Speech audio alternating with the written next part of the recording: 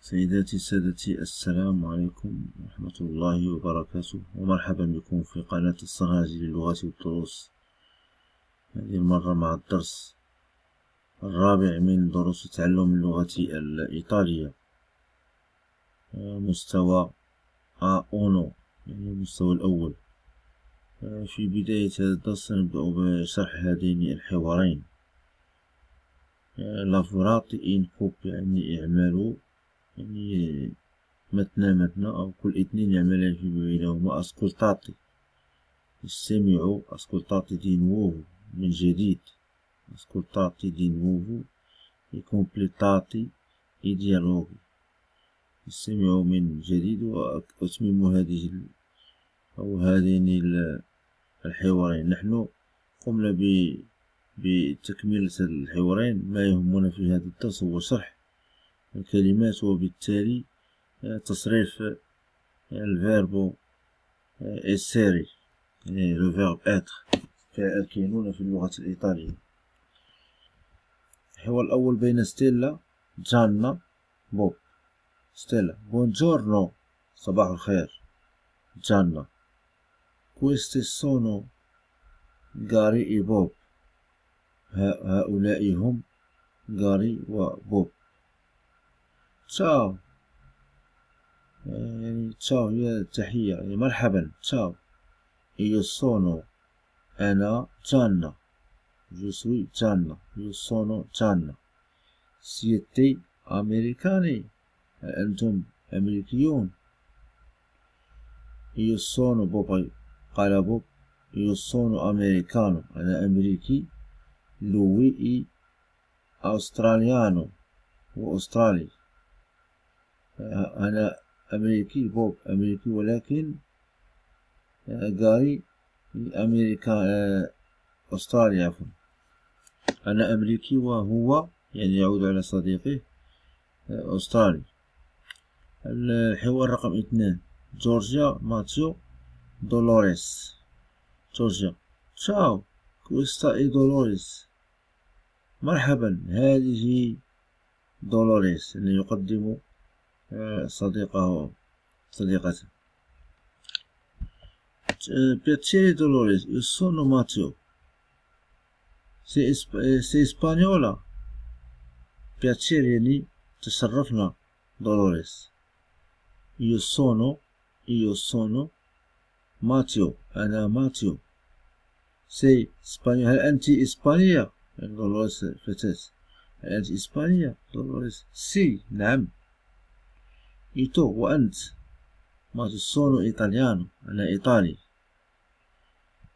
هنا سنمر إلى تصريف فعل essere، الفيربو essere، indicativo، presente di indicativo، يعني في المضارع. io sono، أنا أكون. تو، أنت أو أنت. تو sei إيطاليانو أو إيطاليانا، حسب إما مذكر أو مؤنث. lui هو، lei هي. lui إي إيطاليانو، lei إي إيطاليانا، هي إيطالية وهو إيطالي. تو سي يعني أنت أو أنت، إن كان أنت تقول تو سي إيطاليانو، أنت تو سي إيطاليانا. نوي نحن. سيامو هنا الجمع، نحن إيطالياني، إن كان مذكرا تقول نحن إيطالياني، إن كان مؤنثا نحن إيطالياني. noi siamo italiani. voi siete، أنتم إيطالياني أو إيطالياني.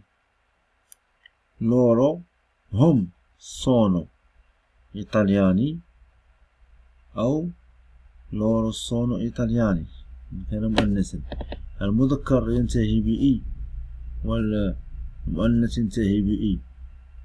هذه إي وهذه إي، هناك تفخيم وهناك ترقيق. بالنسبة لإي مرققة، مذكر جمع مذكر، وإي المفخمة جمع المؤنث.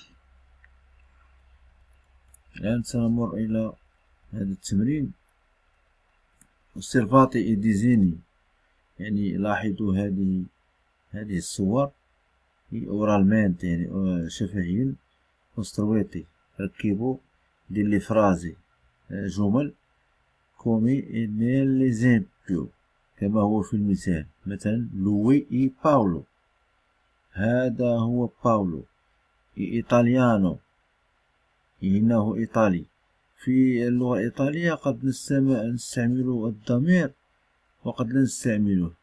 مثلا هنا إيطاليانو لا نحتاج إلى أن نقول لوي إيطاليانو، إن هنا في اللغة اللاتينية خصوصا اللغة الإيطالية قد نستعمل الضمير ضمير الفاعل وقد لا نستعمله. مثلا سونو ماروكينو، ممكن أن أقول أنا مغربي إيو سونو ماروكينو، أو أقول سونو مباشرة سونو ماروكينو. إذن سنجيب شفهيا. ماريا برازيليانا، ماذا سنقول؟ ماريا فتاة، لا نقول لوي، لا نقول لي. هذه التي هنا لي إي ماريا إي برازيليانا. حسن جدا. نفس الشيء بالنسبة لحميد ماروكينو، لوي molto bene برافو. حميد إي لوي إي حميد إي ماروكينو، هذا حميد، إنه مغربي. باولو قمنا بكتابتها. الآن دييغو إي خوسي أرجنتيني، دييغو خوسي أرجنتينيين كلاهما. ماذا سنقول؟ هنا في الجمع. حسن جدا. molto bene. لورو سونو هذا في المثال أو في التشبيه. لورو هنا لورو سونو دييغو إي جوسي أو خوسي حسب اللغة الإسبانية، لأن الأرجنتين تتكلم باللغة الإسبانية. خوسي. ماذا سنقول نتبعها؟ سونو أرجنتيني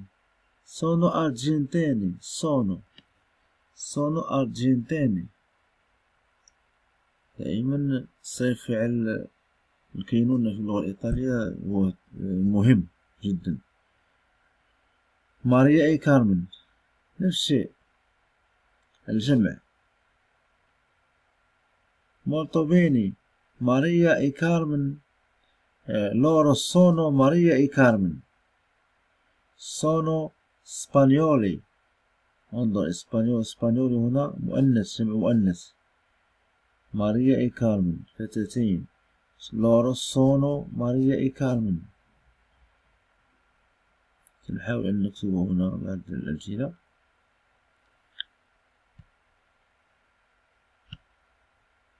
ماذا سنكتب؟ قلنا كتابة كبيرة. loro sono Maria e Carmen. عفوا.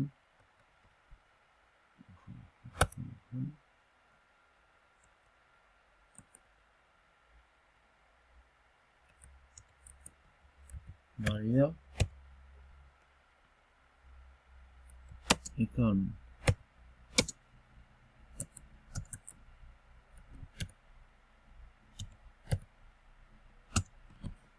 لا تخلطوا بين هذه الإي هنا اللي هي حرف عطف وإي التي فوقها أكسون.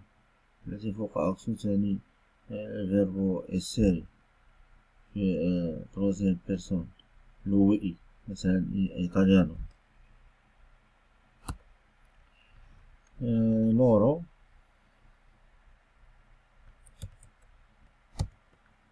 أو عفوا نكتب سونو مباشرة. سونو سبانيولي. اسبانيولي اسبانيولي loro sono spagnoli. دائما نقطة في الآخر، هنا نقطة في آخر الكلام. هنا جين أستراليانا يعني أستراليا. ماذا سنقوم؟ سنقوم بتقديم لي، إنها فتاة أستراليانا يعني مؤنث، لي جين أستراليانا الآن جون لاري أمريكاني. جون ولاري هم أمريكيون. انظر هناك مذكر، نفس الشيء. لورو سونو جون لاري سونو أمريكاني. هنا الفرق بينهما أن هذا مذكر وهذا مؤنث. لقد رأينا في الدرس السابق أن المذكر في الجمع ينتهي بإي، والمؤنث في الجمع ينتهي بإي. مثلا اسبانيولا تتحول إلى اسبانيولي. أمريكانو انظر تنتهي بأو في المذكر المفرد فتتحول إلى إي في المذكر الجمع. وإلى هنا نكون قد أتينا إلى نهاية درس اليوم من دروس تعلم اللغة الإيطالية. نحن لا نريد أن نكثر عليكم الدروس بدفعة واحدة. حتى تتعلموا هذا الدرس حاولوا أن توقفوا الفيديو ثم تعيدوا الدرس من جديد كي تعموا الفائدة. لا تنسوا إن أعجبكم هذا الفيديو أن تضغطوا على زر الإعجاب، كذلك تفعيل الجرس إن كنتم ترغبون في الاستمرار والتواصل بالمزيد. كذلك لا تنسوا تعليقاتكم ومثلا إعطانا بعض الملاحظات كي نقف عند المكان من الخلل وتصحيح ما يمكن تصحيحه. إلى هنا نقول لكم شكرا على اهتمامكم وإلى الملتقى.